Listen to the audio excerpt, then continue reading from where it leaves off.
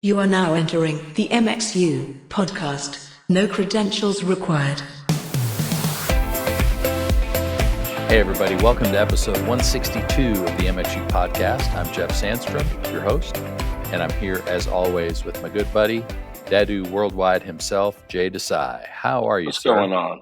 Man, I'm doing good. First off, do you see how luscious all my green plants are I behind? mean, I don't know what you're doing back there, but you've got a garden of loveliness. So I didn't know you had a green thumb. Well, I didn't really, and then I was stuck here with them during COVID. Uh-huh. There's also some flowers right there. I can't see those. Maybe you can. Oh, those are lovely. I'm not going to tell you who, but a girl might have sent them to me. Oh, I know who. And at some point, we're going to need to talk about that. But Live on air. I actually love flowers. I like Yeah. plants too. My mom's always had plants growing up. I didn't really, and then right during the shutdown stuff, I had gotten a few to just spruce up the place before, and then we were home, and so I just kind of learned how to keep up with them. So it is a challenge traveling in large chunks. Yeah. But I have a friend who has a super green thumb here in town who will stop by and water them, or the cleaning ladies here in the building will stop by and water them. I just text them if I'm gone for more than a certain week. The problem with them is they just water all of them and a lot. Oh, yeah. So it gets a little crazy. Not all But I plants do need love the same amount of flowers. water, but they all do need water. So that's a good lesson is in order to grow, you got to have water. Which is wild. But I do actually love flowers. I used to have a flower subscription Really? because I always just like to have flowers at the house. But then when you travel, what was happening was there was a local florist, and it was stupid expensive, but they were going to waste. And so I did a subscription thing. I think it's called Books, Okay. and like BOUQS, and that was nice because then I could just text my neighbors and be like, "Hey, I'm gone for a week. I've got something for you in the mail locker," and That's I would funny. just give them away. But then I was giving away more than I was keeping, which is not a bad thing in life. But I was like, you know what? I'll just get flowers when I'm home. So, Yeah. anyways, someone sent those Well, to me. It was really nice. we love having fresh cut flowers at our house. And I didn't realize how, like, as a long time ago, as a single person, you're just a dude in an apartment and you, That's me. well, I'm a yeah. dude in the But loft. in your younger days, you don't realize how meaningful and how just refreshing it can make an environment. So there's nothing better than coming home and, the house is clean. This time of year, windows are open, fresh air blowing through. And I look on the counter or I look at our table and there's a vase of fresh cut flowers. It's just like, it just brings a feeling of uh, just springtime freshness, lovely to look at. So I encourage anybody. I think This sending is a weird way to flowers. start a podcast, but It is, but to experience the notion of fresh cut flowers in your house is awesome. and I think it's a reminder of so many things. It can remind you of what it needs to remind you of. Yep. Sometimes the simple things, but uh, the card I got with these that said, "Praying these are a reminder of peace and hope in the middle of the wrestle," which is just right. So you have like it's the little things Yeah. you need. But speaking of watering, I know that we haven't done the MxU 75 this year. Yeah. But my chiropractor, who's like life coach, I call her, she asked if I was doing it again. I said no, and she's asked how my water is. My water is probably down to 40 ounces instead of 90 to 100 ounces. Uh-huh. So this week I've been trying to kick it back up, and I've been trying to walk 3 miles a day. Okay. And now, granted, I walked 1.5 miles to meet a friend for a drink, and then 1.5 miles back. But I walked. Yeah. Like, guys, baby steps. Like, what do y'all want from me? Well, it kind of offsets the drink, sort of, but Yeah, not really. Yeah. No, not really. But, I could have drove. So there's always that option.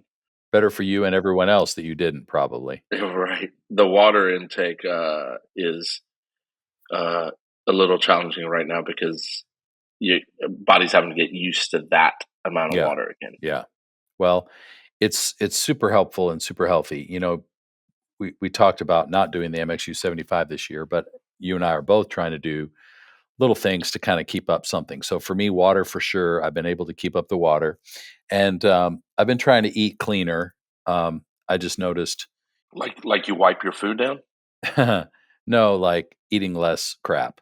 Because I was noticing, especially coming around the holidays and coming into the new year, I was just kind of like, okay, some of this has gotten a little sloppy. So just trying to tighten that up a little bit. But Stella and I did start one thing that's actually, it's been fascinating. So this came from a friend from years ago at North Point. She was one of the main producers and production folks on staff at North Point, and she was in the process of training for a half marathon or something, and decided to add some other body movements into her regimen. And so she suggested this, and so Stella and I tried it this year. So January 1st, do one push up.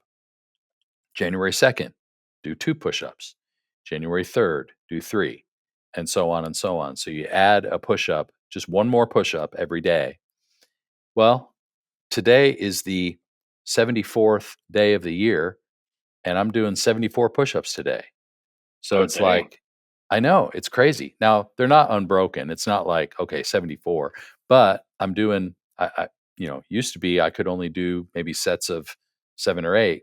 Well, now I'm doing sets of 15. So I'll do 5 sets of 15 push-ups today, or 4 15s and 1 14 to get to 74 push-ups. And Stella's doing it with me, and she is crushing it. Like, she's getting stronger. The fact Well, that she's athletic. she is, but she can do full on like military style push-ups as a teenage girl and is crushing it. So it's been fun.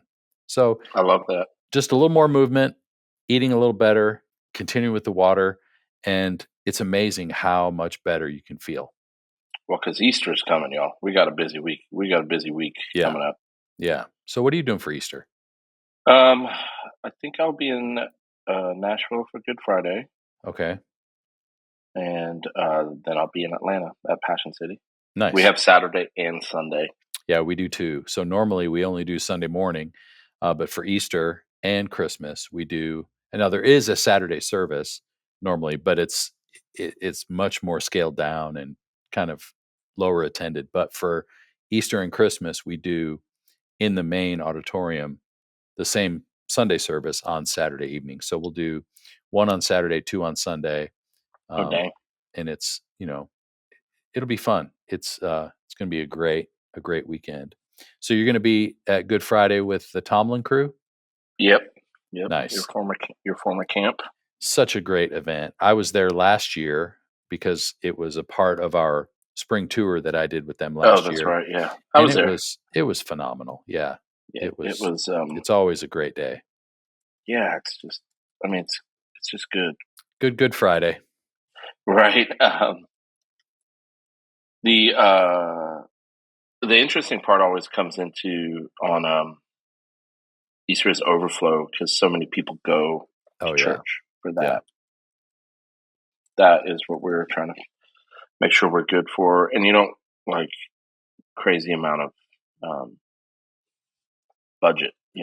yeah. Well, the problem We is don't. I don't most have a crazy people, budget. yeah, most people who are showing up as a newcomer or a visitor for Easter probably aren't getting there 40 minutes early. So they don't know how full it's going to be. So they're going to be relegated to overflow. So it's like, Right. okay, how can we make the experience just as good in overflow? Because there are a lot of people who are giving us a shot for the first time. So it needs to be good, but we don't always have the resources to make it the same as it's going to be in the main auditorium. So I know that's a challenge for a lot of people. And I just want to tell everybody, like, please know, the MxU team is praying for you. I'm actually in Knoxville today recording some content, and here we are 2 weeks before Easter. Our team is praying for all of you. We're cheering for you. Whatever we can do to help you, please let us know. If you are stuck and need an idea or need some encouragement, reach out to our team because we would love to be available for you. That's nice. You guys could reach out to me. You're probably just going to get something humorous back. Nothing crazy. which is okay. Yeah, everyone needs humor. Yeah. You know what I did think? Rolling Rock, like the beer company, Yeah. they literally have missed the mark here. Like, why wouldn't they be the official beer of Easter? Stone is rolled away. Right. I feel like they're missing it. I've written them emails, and I haven't gotten any response. So it Huh. feels like there's a super conservative Christian on the other end of the customer service email at Rolling Rock. But I just think Rolling Rock, the official beer of Easter, would be the best marketing campaign. Well, the good folks of Latrobe, Pennsylvania would probably get a bump every spring if they would do that. So Totally. Just maybe they should. yeah. I might just fly up there Speaking of flying, you're going to be flying to Phoenix in a few days. So we have our first MxU pop up. tomorrow. It's actually tomorrow, yeah, because this episode comes out Monday. So tomorrow, Tuesday the 19th, is our first of 6 MxU pop ups. And we cannot wait. We've got a bunch of churches from the area who are joining us. And I'm so excited because they're going to have a chance to network with each other, learn from each other, learn from experts that are kind of part of the MxU crew. And it's going to be a great day. I cannot wait. It's going to be so good. The best part is that Phoenix Sky Harbor has a Sky Club finally. It's about time. We've been flying in and out of that airport for a long time, Yeah. and it was struggling. Yeah. It's I a would go good to Sky Club, too. It's new. Yep. I used to just go to Wendy's and pout. Now I can go to Sky Club and pout. Yeah, exactly. But at least it's, well, it's not free, but the Yes. food is complimentary once you're in there. So you can pout over a bowl of chia pudding and fresh fruit. Nothing in life is free. So, That's true. That's true. well, shall we roll? Yeah, I think we have a good interview today. Chad Rose from Revelux is joining us for a conversation about their company and his experience and how he kind of got into this world. But what I love about Chad is that he is a church production guy first. Like all the guys on their team have served in churches and were part of church staffs in a lot of ways, both in worship and production. So they understand what churches struggle with, what they need, what they experience. And so they're really dedicated to um, serving the marketplace with LED products, but with a special commitment to churches and how to meet their specific needs. So can't wait for you to hear from Chad. So let's get to that right after this. Well, I'm excited today to be talking with Chad Rose from Revelux. Chad, how you doing today? Doing well, doing good. Good. Yeah, it's great to be here. So a lot of people may not know much about Revelux. It was a fairly new company to me. Just heard about you guys last year, and so I'd love to just kind of get some background first on your background personally and how you got into the industry, and then maybe more specifically about Revelux as a company. So I'll just leave it to you. Give me the Yeah. lowdown. Well, like all things, it's a long story, but we'll try to make it as short as possible. That's okay. We've got time. Yeah, I grew up in the church. I'm a pastor's kid. Kind of, as I say, I grew up under a pew, but that's literally true. Yeah, me too.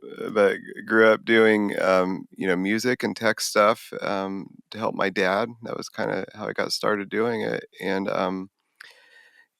went down the path of being a worship pastor. Kind of right out of high school, did a music degree and all that goes into that, and found myself, working at a church as a worship pastor, and very quickly I kind of set out to not get into the tech area. I'd done worship, and I was like, I'm not going to do tech. Let the staff guys handle that. That's not my thing. But I had grown up doing it. We had a TV broadcast ministry at the church, and kind of grew up running cameras and switchers and doing all that stuff, as well as music. So I found myself on staff at a church, and our tech guy had left. There was a pastoral transition that was happening, and the senior pastor had left, and a new guy came in, and a bunch of staff was in flux. And here I am, the worship guy, and all of a sudden we need to buy a new video switcher. And so the pastor's looking to me, and he's like, we need to do this upgrade. And I was the only guy around that had the knowledge at the time, because all the tech staff was gone. So started, getting into that. Ended up doing a several $100,000 video upgrade with the church, kind of helping them navigate um, cameras and switchers and all that stuff as I'm leading worship on Sunday. Wow. And kind of found myself, as I didn't want to be doing tech. I kind of got pulled into it because I had the knowledge and the Yeah. background. And so through that, I met Brad Fisher, who is our sales guy at in the company.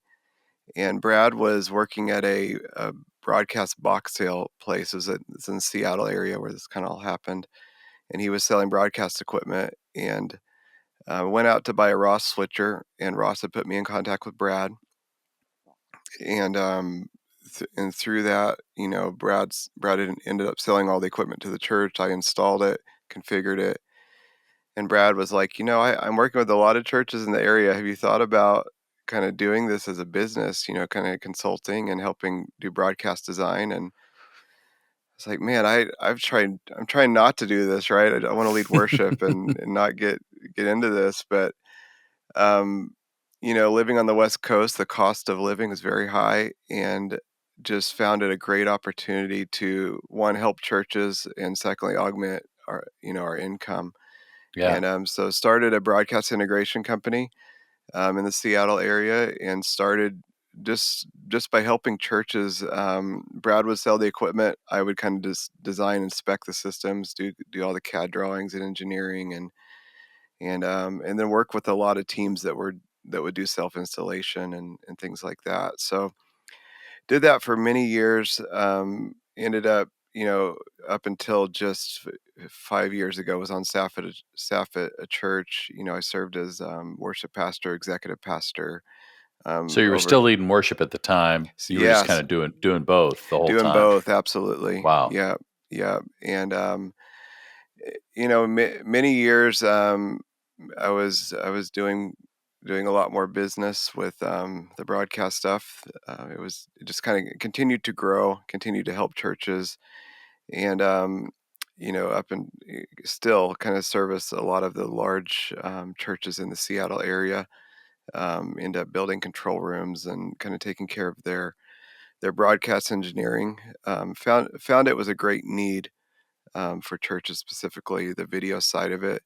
There's a lot of audio and lighting guys out there that help churches, but the video side particularly, there seems to be a real need. So started that, um, and then one of my clients, a large multi-site church in the Seattle area, ended up purchasing an LED wall from another vendor, and just ended up having a lot of trouble with it.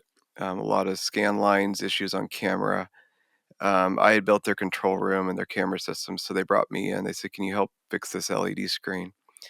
And I quickly figured out, there wasn't much I could do on the camera side, because the Hmm. LED product itself was causing a lot of the challenges. Um, so that kind of led me down the rabbit hole of LED. What is it that makes a good LED screen? Yeah. How does it work well with camera? Um, at the time, LED was just starting to get into churches, and there was a lot of small companies popping up. It seemed like every week there was a new one. Um, And that was and back when LED was probably still super expensive. yeah, still super expensive. And there was people out there discovering, hey, we can get it cheaper. There's cheaper ways to do it. And um, there still are companies that market directly to the church, that say we have a cheaper, better product. You don't have to spend all that money. Just come buy it from us, and we'll take care of it. And um, I kind of got into it because there was a lack of knowledge, and then I kind of saw churches getting taken advantage of, being advertised as, as high quality, and you don't have to pay a high price, and you can get, ours is the best, and why do you need that? And just kind of found that a lot of the LED companies, these upstarts, really lack the video knowledge. They didn't have the Hmm. broadcasting background, or a lot of them were started, some by pastors, which I was a pastor, so I kind of understand that. But I'd spent a lot of time in the broadcast stuff, so I understood the broadcast world. And so yeah, so Revelux was really started out of a desire just to bring quality LED products to my clients, to my churches that I was working with. Um, and part of it was this church that I was working with said, "Hey, we trust you. If you tell us what to buy, if you develop a product, we'll buy it from you. Um, we kind of want to go with whatever you tell us to do." So they kind of really took the chance, and kind of seeded the whole project. Wow, So that's really cool. yeah. So you were in the Pacific Northwest at the time. hmm How did you get from there to where you guys are now in Missouri? Yeah, so I at the time I took a worship pastor position back here in Missouri, brought me back to the Midwest, and it was actually a church that I'd worked at in college. So while um, I went to Evangel University, and which is a school in Missouri, Christian Okay. liberal arts school, and I had served at a church here in town, um, they had invited me to come back. I had been on staff at the church that I was at for 10 years, and just thought like it sounded like an interesting thing, a different change of pace. And this was kind of actually this happened before the LED thing really took off. So I still had church clients I was serving, but it just sounded like a fun opportunity to come back. I originally grew up in the Tulsa area, so it's close to my family. Yeah. Um, so we ended up moving to Missouri, and within 3 months of moving back, the senior pastor resigned that hired us. So Oh, inst- wow. instantly thrown into just a crazy situation. And then Yet another pastoral change. another Like you had pastor, that out in Seattle and now it's yeah, back. it's Maybe it's back. following you. It Maybe you're the problem. it's happened literally every church I've worked at. So, excuse me, uh, but it was through that pastoral transition we stayed with through an interim guy, and then we're kind of looking for what's next. And it was during that season that a lot of my church clients back in Seattle were calling, needing stuff for me to do, and so started kind of leaning into that full time, and then COVID hit like right at all at the same time. So we found ourselves in Missouri. Wow. We're working with churches in Washington. LED company is in its formation at this time. So kind of a lot of crazy things A happening at lot of once. chaos there, Yeah, a man. lot of chaos.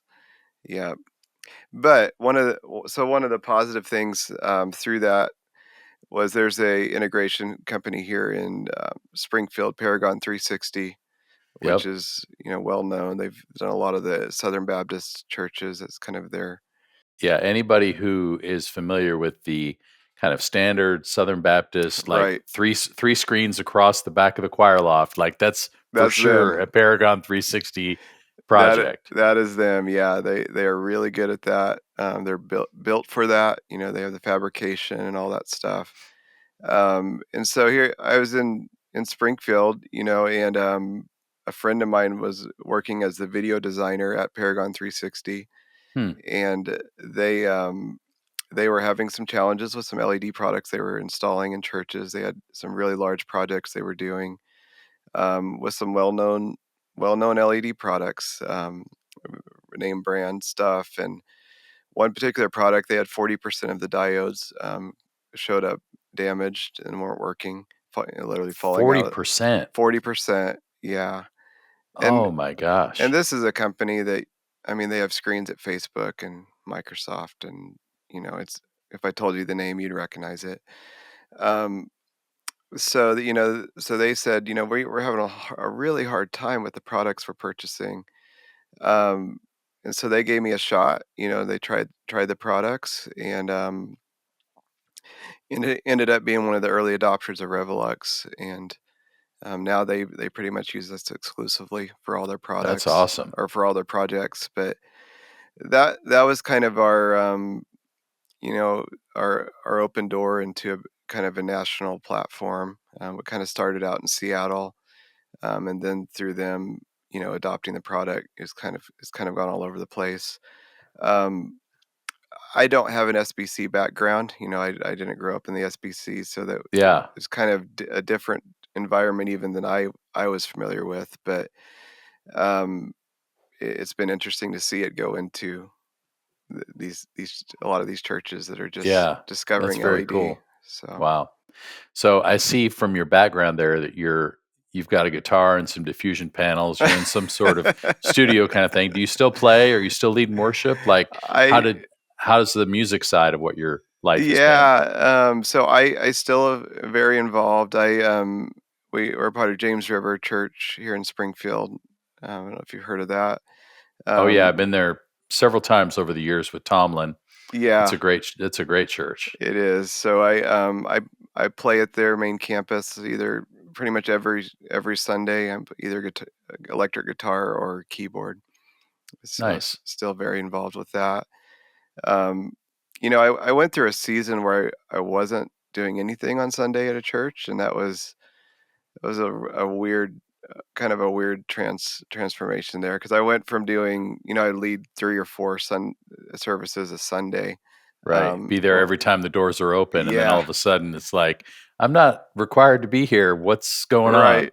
Yeah, Yeah, it was totally crazy. And that COVID was a part of that, and just everything was um was nuts. So I've gradually started easing back into that, and now I pretty much every Sunday I get up at 6 o'clock and bring my guitar down and do the whole thing, multiple that's services. cool. But Well, um, most of our audience is familiar with that routine for sure. yeah, That's yeah, awesome. Well, I love that you know, you're you're serving churches with your business, but you're serving your local church in how you engage with the worship team and production and all that. And so sure, I'd love anytime we have manufacturer partners who are not just kind of providing products for churches but are actually actively involved in their local church. I just feel like you have a different perspective than some who just say, yeah, we have a house of worship sort of branch, but we're right, not right. we're not really kind of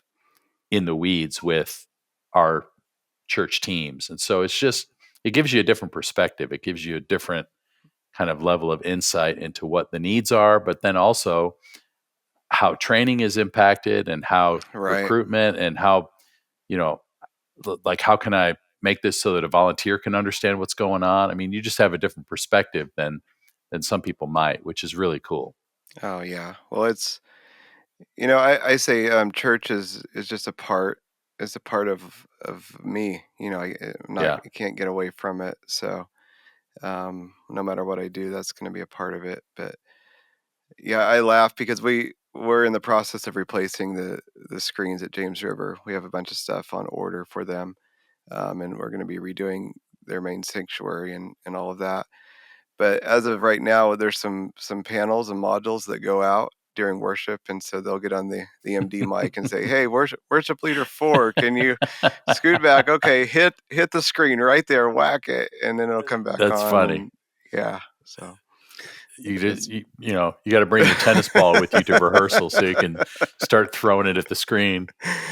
yeah, it's That's fun. funny. So, you know, uh, there are a lot of people who probably have questions about LED in general because now that it's gotten to be more accessible, I think there are a lot of companies out there who are doing a lot of things with LED. And if you go to a trade show, you go to NAB or Infocom or any of those trade shows, and it's like you're surrounded by LED.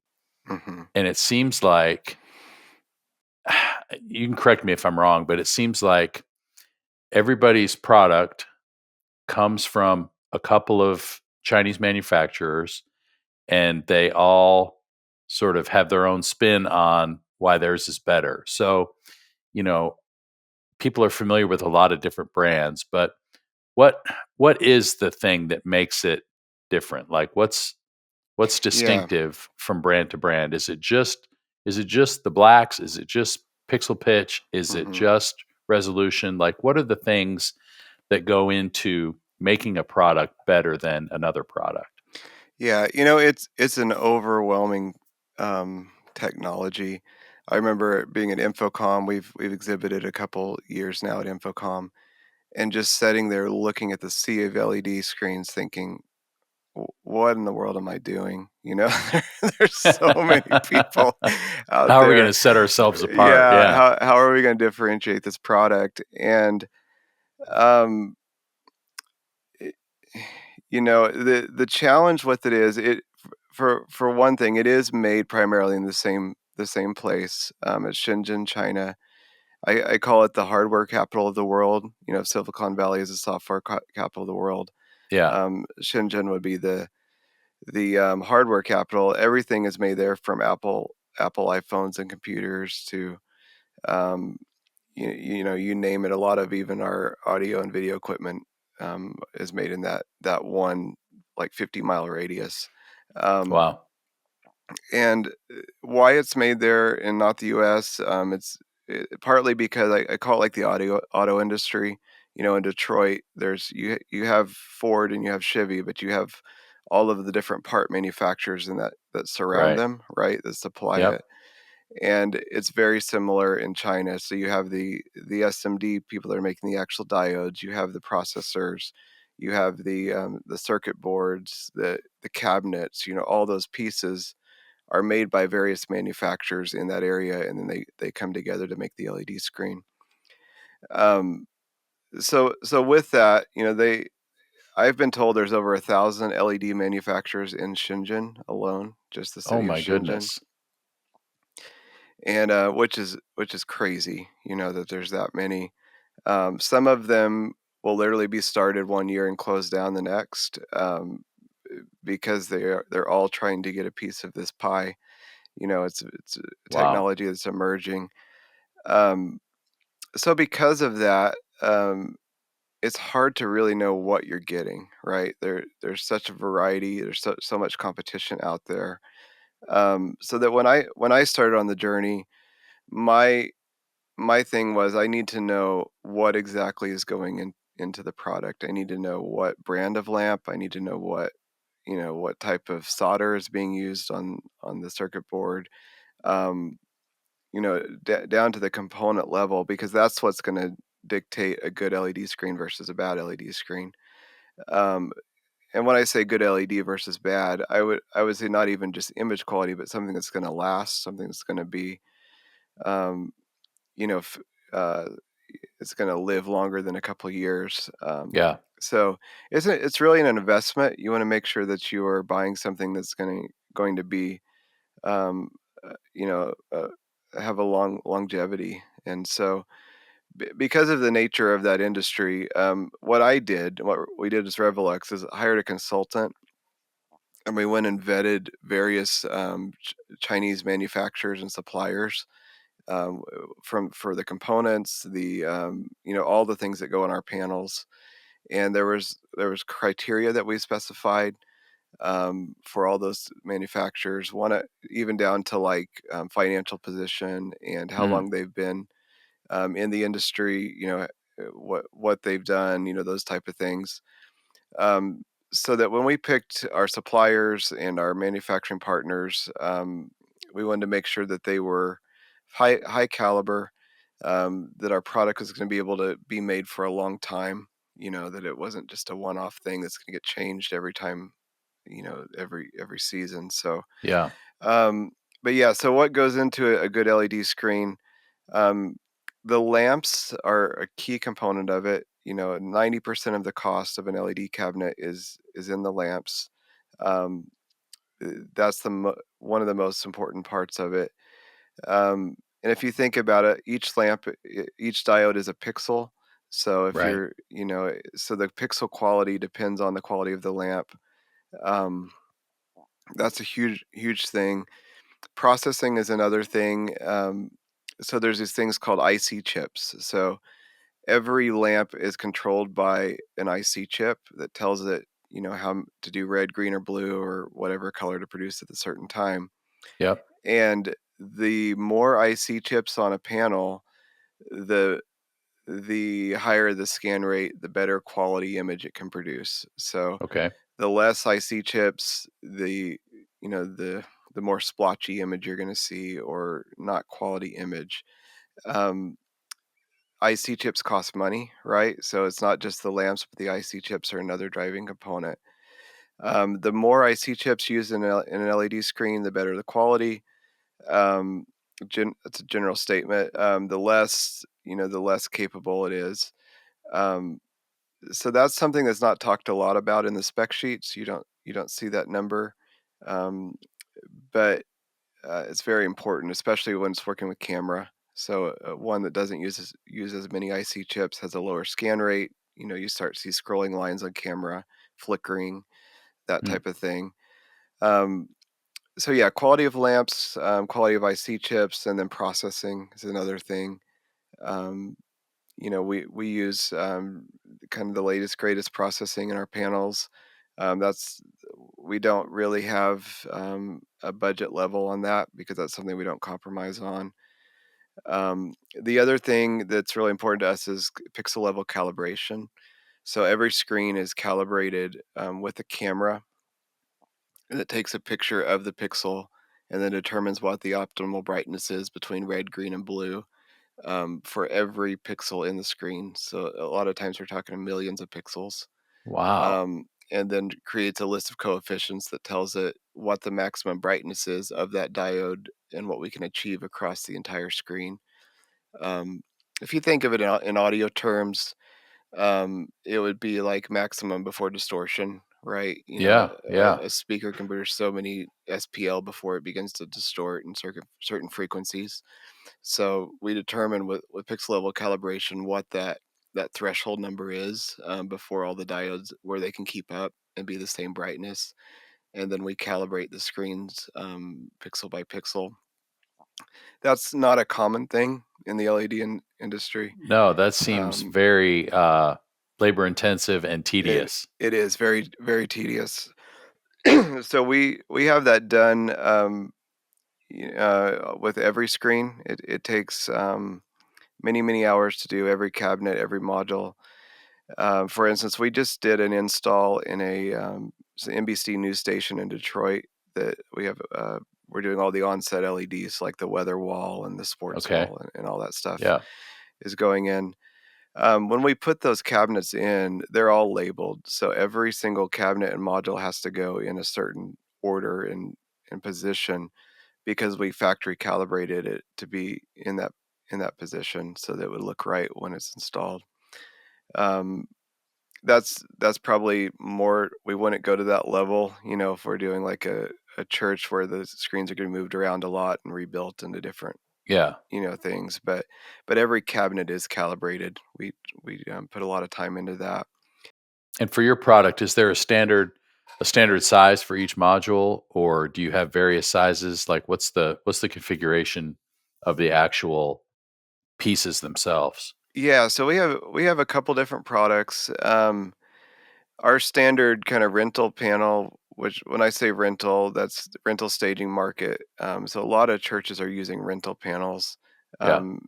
They're kind of used to that in a church setting. It fits well with building different stage designs.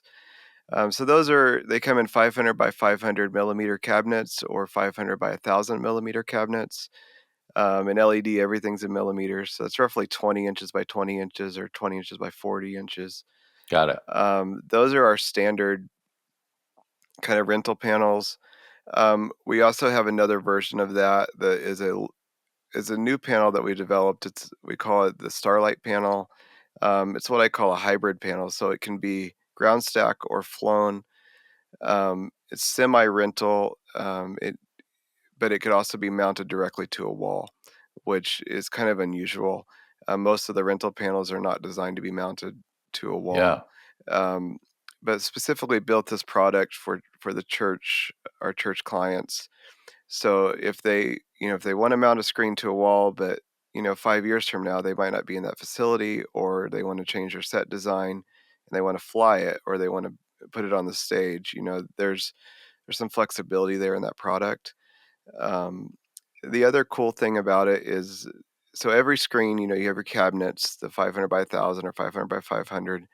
Within those are the modules themselves, the LED modules.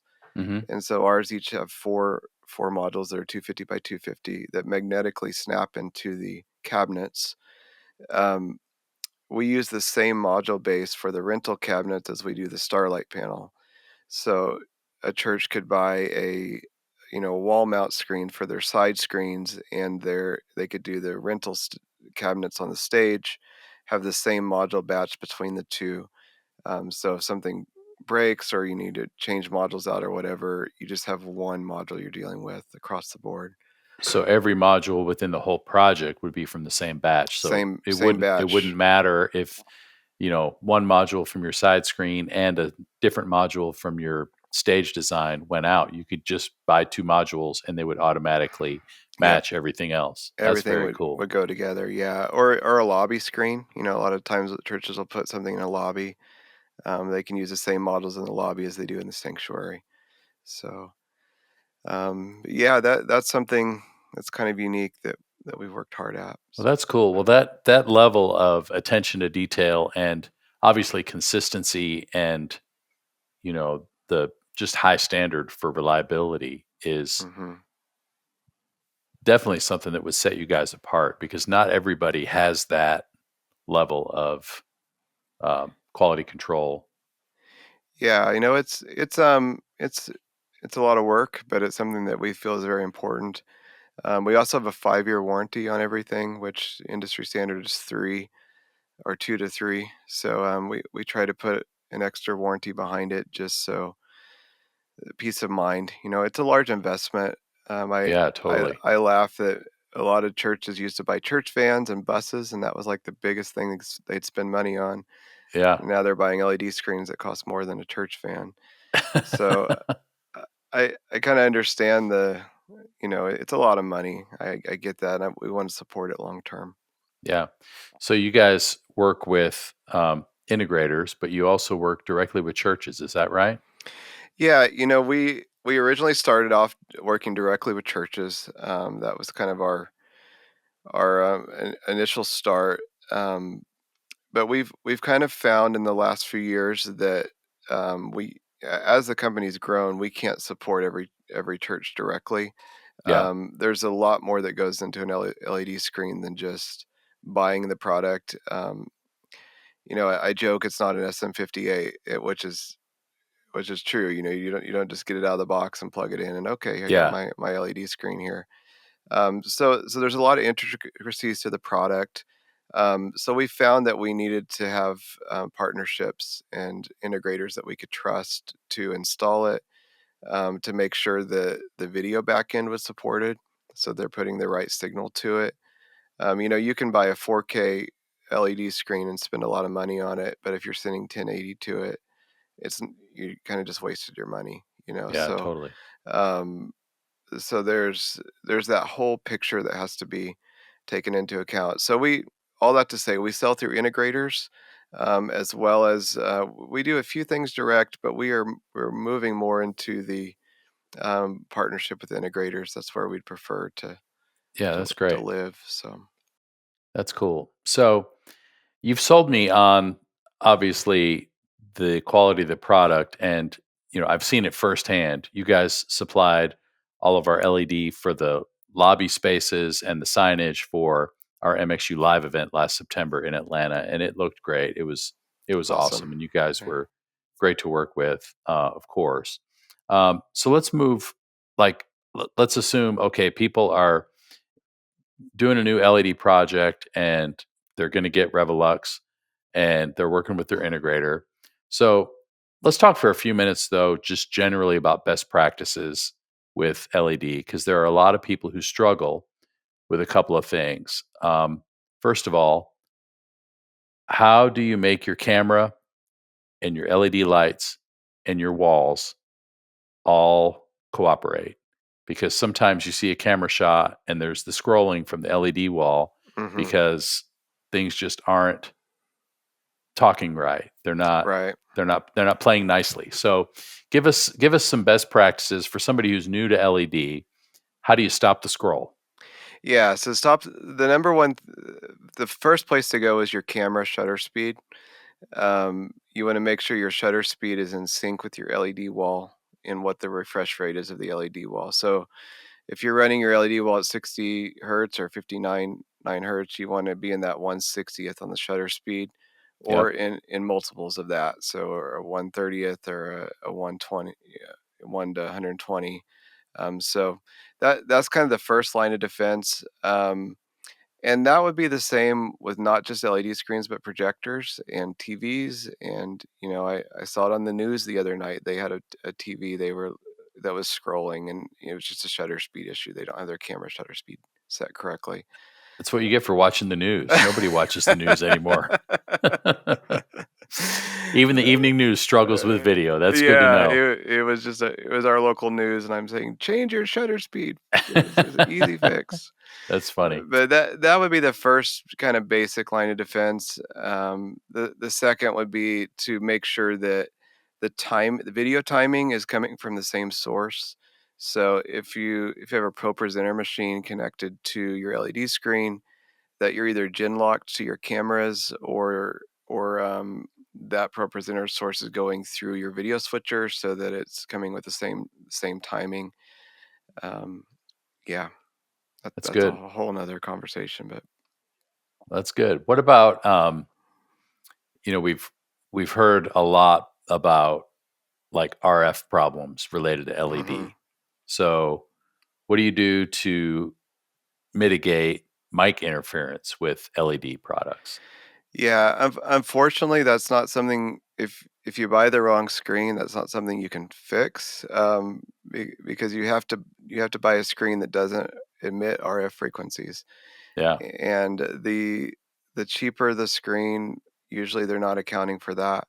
In our screens, we put an RF filter on the power supplies of all of them. So if you open up the box, you can see the RF filter in there, um, to get rid of the RF interference. But that's pretty smart. Good thinking. yeah, it's not normal, unfortunately. So Well, that's good. That's another selling point. That's awesome. yeah. And then what about like just design in general? I mean, you have any best practices? I know people are interested in not just a 16 by 9 LED wall. Like, Hmm. you know, a lot of people are now doing stuff where they break up the screen or they do vertical IMAG or Hmm. they have maybe a big wall for, their standard setup, but then for a sermon series or something, they want to break it up and add some negative space or, experiment with various things. Do you have any just basic design principles that you would advise people around? Yeah, there's a few things, with LED. One is to always keep in mind that at some point somebody's going to want to show a video, in the service, Yeah, and that's not always considered with creative designs. I can guarantee a pastor is going to want to come and show a video of something that's in a 16:9 aspect ratio, right? So totally. Yeah, so there needs to be somewhere in the design that accounts for that, whether that's a spot in the middle of the stage, or there. As cool as the vertical IMAG is, there needs to be a mechanism to show video. In my view. Um, the other thing is pixel pitch, which we didn't talk about too much, but that's the distance between the diodes. So the larger the pixel pitch, the more of the pixels you see. Um, So that's usually measured in millimeters, but Yep. a good rule of thumb we use is 10 times the pixel pitch in feet. So if it's a 2.9, you want to be roughly 30 feet away from the screen before you see those diodes. That's if you have 20/20 vision. If you have poorer vision, you can be closer. But the thing though to keep in mind is the camera essentially changes that distance. So if your pastor is standing, 5 feet off of your LED screen, now your new distance from that is 5 feet, right? Hmm. It's not where you're standing and looking at it. So um, you want to make sure that your worship leader, your pastor, those that are going to be on screen in front of the LED screen are standing far enough away from it that the camera can get some depth of field with it, so that it's not completely in focus on the LED screen. Yeah, the So camera needs to be able to differentiate between yeah, the subject in front of the wall and the wall itself. exactly. Yeah, or you will see the pixels. It's just no Yeah. matter how great the screen is, it's and then we get into moire and all of that, but you just can't get away from seeing those pixels if you're 5 feet away, the camera's gonna show you all the dots. So Yeah. yeah. So we didn't talk about pixel pitch with your products. What's your standard resolutions? Yeah, so we sell a ton of 2.9 right now. That's pretty much I'd say 80% is 2.9 in the house of worship market. It used to be 3.9, 3.9, and because 2.9's kind of taken over 3.9 price wise. Hmm. There's not as much price difference between those two as there used to be. The next jump will probably be 2.6. I can kind of see 2.6 as the next one, but it I remember the day when anything smaller than 6 was like a yeah, miracle. right, totally. And still, even in a lot of concerts, outdoor stuff, it's 5 mil and 6 mil, Yeah, all day long. But they're 50, 100 feet away from the screens. right. So I think it's important though to consider resolution. Like I said before, if you don't have a 4K signal, you don't want a 4K wall. Um, There's no need for the expense. yeah, you're just spending money you're not going to use. So Yeah, we look at resolution. We look at the closest viewer. We're putting in higher res stuff in lobby spaces a lot of times because people are right up on it. They're sure. going to be right there, and you don't want it looking like the bank sign or whatever outside. So Yeah, yeah. that's cool. Um, what about processors like um, other than the actual processor to get the image to the wall, Hmm. things like media servers and Yep. other elements that maybe are an aspect of creative, distribution of video. Hmm. How should people think about integrating that or not, or how does that integrate with your product specifically? Anything you would say about just external processors, servers, that kind of thing? Yeah. I often say it comes down to how much work do you want to do. Um, for for the a lot of churches just want to hit Pro Presenter and the background comes up. Yeah. Then we can go to like we did Prestonwood Baptist. We did both of their campuses in this last year, and at their main campus, well, actually at both of them, we ended up creating After Effects pixel maps. That would go in and they create all they have actually a guy in Nashville that makes their content for every service and every song, and it's Oh, time wow. time coded, and all of the walls are, all that background is created per song. So it's a lot of back end labor for them um, to create that content. And there's video servers that run that, and the After Effects file spits it out into different files, and so there's a wide range of what can be done. Um, it just really comes down to what your resources are and how much work do you want to put into it. Um, Pro Presenter is very effective. It's amazing what Yeah, it can be really done. is. Um, And it's getting better and better. I mean, it really I feel is. like every Yeah. iteration they're really thinking about how to best use the Yep. computer's processor to make it even more versatile. So we Yeah, and love it we love the it guys at Renewed Vision for sure. yeah, and it'll do multiple screens, different outputs, and another one we see a lot is Resolume. That's kind of Yep. a more of a video centric program. Um, what a lot of churches are doing with Resolume, we do this at James River, is they will connect it with their lighting computer, and so they're actually triggering the video wall backgrounds from the Grand MA, um, so that it's not based on a video operator, but it's more in the lighting camp at that point. So some churches will use it as a lighting tool, and Yeah. the video world maybe will send an image that's keyed over in the middle, or something like that.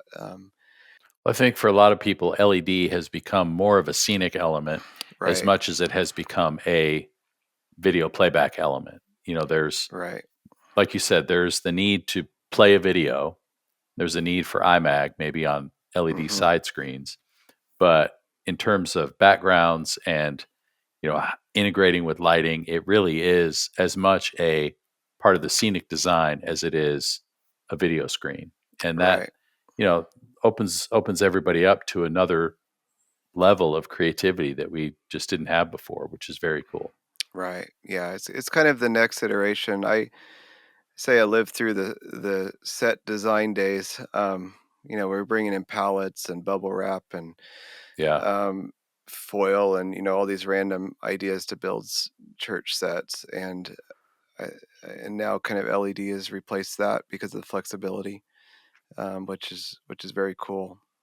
Yeah. And you have a really nice way to create depth and negative space and hmm kind of, blacks on stage that, is, I don't know, it can be pretty dramatic in a way Right. that just building a set doesn't always give you because of its lack of flexibility sometimes. So, Yeah. Yeah, and it's much easier to change it too. It's yeah, totally. yeah. Very cool.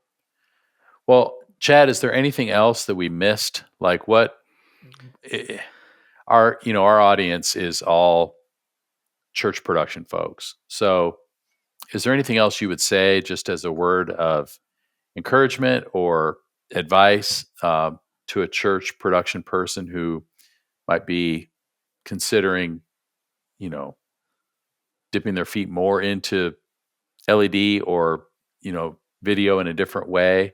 Um, I don't know. Any before we sign off, got any other Yeah. words of wisdom? Oh man, I I think the most important thing is just to make the most of what you have. Really, more is not always more, That's especially good. with LED. I've seen a lot of churches do massive LED walls, and it can be overwhelming sometimes. You don't have to have every inch of the stage covered in LED for LED to be an effective choice. That's great. Um, so I would say, make sure you have quality product over quantity sometimes. And it's LED is a piece of the pie. If you have a bad audio system, bad lighting, and a great LED screen, um, that's not good either. So No, you gotta fix your PA, man. right. I've seen senior pastors get very excited about investing in LED when they have an awful PA. So um, it's a visual thing. It's very attractive, and a lot of pastors love that aspect of it. Yeah, But you got to see it as a piece of a whole, you know. that's great. That's good Yeah. advice. Well, Chad, thanks so much for your time today. I know everybody's going to be real curious if they haven't heard about Revelux to learn more. So, what's the best way to reach you and to reach out if people have questions? Yeah, our website's revelux.com. You can also email me directly, chad@revelux.com. Um, I'll will respond. Me or Brad or Chad at revelux.com will respond to you. We're Brad and we're, Chad. we're on all the socials. You know, just reach Awesome. reach out and yeah, whatever you need. That's great. Well, thanks so much for sharing your wisdom today. I know people are going to love hearing about your story. And, I just love the fact that you guys are, uh, as much as you're helping the local church, you're actually digging in and serving the local church. And that always makes a difference. So thanks for what Yeah. you're doing for our community, and can't wait to see what's next for you guys. And we're just grateful for your continued support of MxU and wish you all the best. Oh, thank you. Yeah, likewise. Okay, LED is like the new buzzword. You remember when line arrays came out? Everyone was line arrays, everything. Now Oh yeah, yeah. everything is LED. You could cover the PA in LED. Honestly, D&B, you guys listening? Turn your speaker grills into blow-through LED. It'd be genius. That would be genius. But it's the buzzword. And definitely after going back to talk about YouTube again, going to YouTube, content is king. It always has been. That's what took us from iMag, lights, and audio to when we started seeing content really come out and things synced up and locked in and all that jazz. But I mean, what a great tool. I'm an audio guy by trade, so I hate LED, of course. No one wants to sling panels. But what a cool way to be able to express whatever we need to express through LED. Yeah. Well, and for a church trying to make a buying decision or a choice, it's like there are so many options, right? There's 1,000 LED manufacturers. And so actually there's probably only a couple, but they've just put the panels together in China somewhere and then slap whoever's company label on them. But for a company to be committed to, consistency with the batches and the color and the blacks and how it all works together, to make an LED sort of system that's cohesive and consistent and all of that. It's good to have people like Revelux and others who care about those things to really serve the customer's needs in the best possible way. So, it's funny, for those of you going to NAB this year, you're going to see more LED than you can imagine, because everywhere you turn on those trade show aisles nowadays, there's some new LED thing. So, we hope that we're able to provide some resources for you in making decisions and trying to figure out how to navigate this complex kind of ecosystem of some of these products. So hopefully that conversation was helpful. And again, if there's anything we can do to help, please let us know. Love it. So what time do you get in on Tuesday? 9. You're So flying morning of. Yeah. Only have 3 days at home. Something's burning, but hopefully it's not me. Hopefully it's not Atlanta. Right. But then I'll be able to hang for the after hangs and all that stuff. Okay, Because good. my flight doesn't leave till like 11 something. It's a lay flat going home, so I'll just go. Nice. Good. Yeah, it's great. They have 1 or 2 lay flats each way every day, so I try to find those. That's good. Well, at some point soon, we're going to need to talk about where those flowers came from, but I'll let you off the hook today. I do know a little bit of the backstory, though, and I could not be more thrilled for you and yours. You. Yeah, man. That's so good. Yeah, my godchildren have been driving me nuts. So, I was making her dinner yesterday, so she sent flowers, which saved me from going to get flowers. So it worked out. Love it. Yeah, it's been good. Yeah, that's awesome. Well, we'll get more of the backstory on that at some later date. But meanwhile, we'll FaceTime you and Liz sometime. That'd be great. We'd love it. We'd love it. Always love to see her face. Yours, it's crapshoot, but we'll get it. Well, all right, man. Well, it's always good to catch up, and everybody, don't forget to check on each other, especially coming into Easter. There's somebody in your community who is probably up against it right now, who's struggling, who's trying to come up with that last creative element or idea. You can help them. I know you've got a lot to do as well, but it may just be a quick coffee to go, hey, I'm thinking of you. I just want to encourage you, pray for each other, because we're all in this together. This is like, the biggest celebration of the Christian calendar. So let's make it great, and let's link arms to do it well. And put some flowers in front of house. That is a great idea. Send flowers to somebody in your area who, you may or may not know. Anonymous flowers on front of house consoles all across your city would be awesome. Let's do it.